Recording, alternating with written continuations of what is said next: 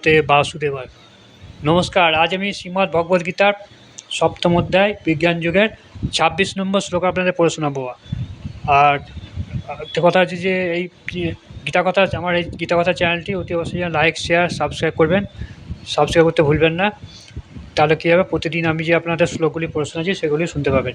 আর কেউ কিন্তু স্কিপ করবেন না। আজকেরটা হচ্ছে খুবই একটা মূল্যবান আপনাদের একটা শ্লোক আছে, এই শ্লোকটা খুবই মূল্যবান, কেউ স্কিপ করবেন না, তাহলে ভগবান অসন্তুষ্ট হবে। স্কিপ করলে পুরোটা শুনতে পাবেন না। আমরা সেটা অনেকে অনেক কিছু জানি না এই ব্যাপারে, কিন্তু এই শ্লোক পড়লে আপনি সবই বুঝতে পারবেন। এই শ্লোকের মূল বিষয়বস্তু হচ্ছে, ভগবান এখানে অর্জুনকে বলছেন যে আমি সমস্ত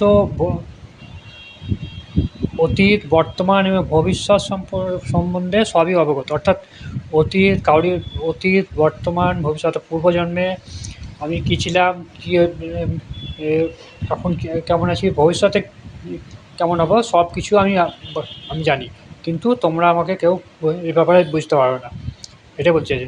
অর্থাৎ আমরা তো পূর্বজন্মে কিছু যে মনে নাই, ভগবান এটা বলছে যে পূর্বজন্মে যা কিছু বলেছি, যা কিছু করেছি, সবই আমার মনে আছে, কিন্তু তোমাদের কাউরে এই ব্যাপারে অবগত নয়।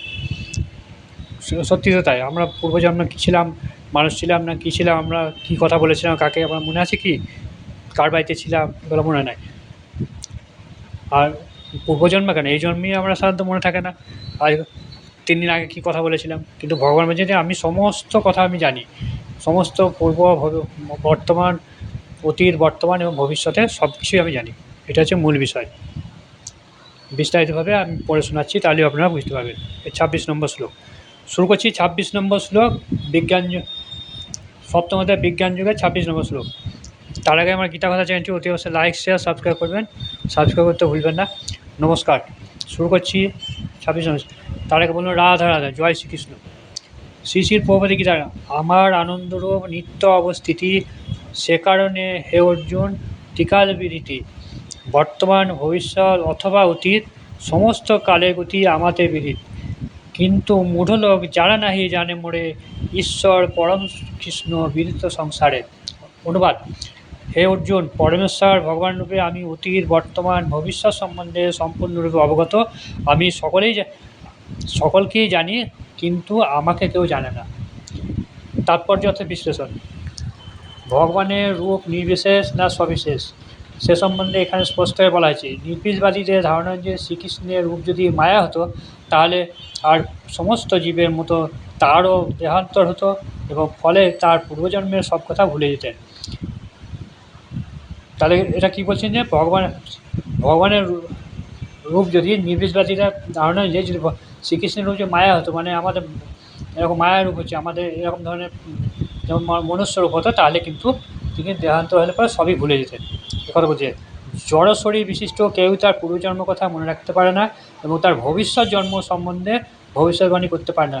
তার বর্তমান জীবের পরিণাম সম্পর্কেও পূর্বাভাস দিতে অক্ষম।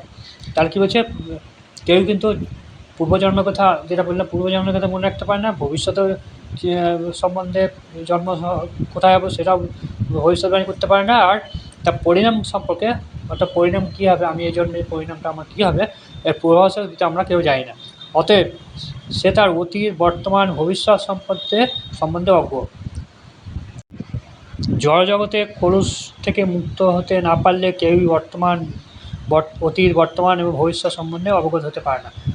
এর কারণ হচ্ছে, জড়জগতে কলুষ থেকে মুক্ত না হতে পারলে হচ্ছে কেউ অতীত, বর্তমানে, ভবিষ্যৎ সম্বন্ধে অবগত হতে পারে না। কিন্তু সাধারণ মানুষের সঙ্গে তুলনার অসাধ্য ভগবান শ্রীকৃষ্ণ স্পষ্ট বলেছেন যে তিনি পূর্ণরূপে জানেন অতীতে কী হয়েছিল, বর্তমানে কী হচ্ছে, ভবিষ্যতে কী হবে।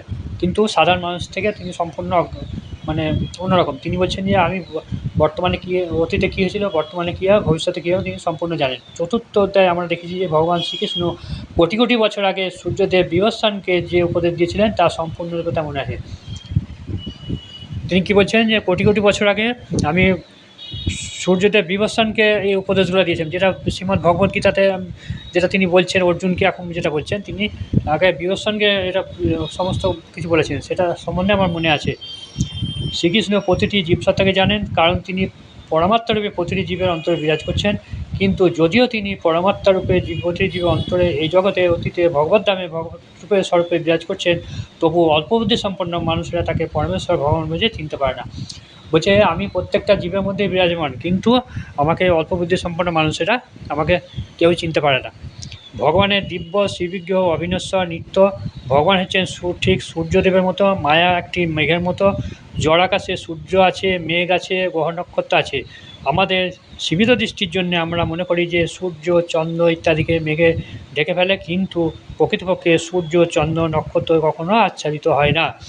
ভগবানের ঠিক হচ্ছে ঠিক সূর্যদেবের মতো, একটা মায়া আর মেঘের মতো। অর্থাৎ যেমন কী হয়েছে, আকাশে সূর্য আছে বলে মেঘ আছে, গ্রহ নক্ষত্র আছে, এবং মেঘে যখন ঢেকে দেয় সূর্য চন্দ্রকে ঢেকে দেয়, তখন আমরা কী ভাবি যে গোটা সূর্যটাই যেন চন্দ্রটাই যেন ঢাকা পড়ে, কিন্তু তা প্রকৃত নয়, আচ্ছাদিত নয়। গ্রহ নক্ষত্র, সূর্য, চন্দ্র ইত্যাদি মেঘে কিন্তু আচ্ছাদিত নয়। তেমনি মায়া কখনো পরমেশ্বর শ্রীকৃষ্ণকে আচ্ছাদিত করতে পারে না। ভগবান তার অন্তরঙ্গা শক্তিভাবে অল্পবুদ্ধি সম্পন্ন মানুষের কাছে নিজেকে প্রকাশ করেন না। এই অধ্যায়ের 3য় শ্লোকে ভগবান বলেছেন যে কোটি কোটি মানুষের মধ্যে কয়েক দুর্লভ ব্যক্তি মানব জন্ম সার্থক করা প্রয়াসী হয়,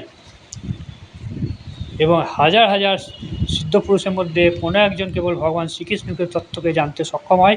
কেউ নির্বিশেষ ব্রহ্ম অথবা হৃদয়ান্তরে অবস্থিত পরমাত্মাকে উপলব্ধি করতে পারে, কিন্তু কৃষ্ণভাবন ব্যতীত পরমেশ্বর ভগবান শ্রীকৃষ্ণকে কখনো জানতে পারে না।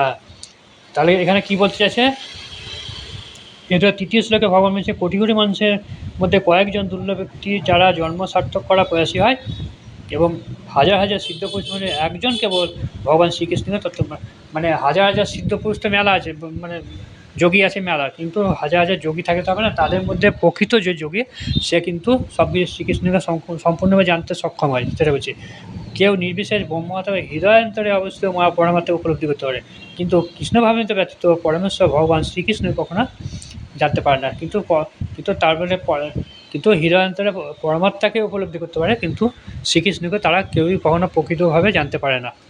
এটা হচ্ছে 26 নম্বর শ্লোকের মূল বিষয়। অর্থাৎ বলতে চাইছেন যে তিনি সব কিছুই জানেন, অতীত বর্তমানে ভবিষ্যৎ সম্বন্ধে সবই জানেন, কিন্তু আমরা সেটা জানতে পারি না, তাকে আমরা ভুলে যাই। তিনি কিন্তু সবারই মধ্যে বিরাজমান। আমার এই শ্লোকটি পড়া আপনাদের কেমন লাগলো অতি অবশ্যই লাইক, শেয়ার, সাবস্ক্রাইব করবেন, সাবস্ক্রাইব করতে ভুলবেন না। আর লিখুন জয় শ্রীকৃষ্ণ, রাধা রাধা। নমস্কার।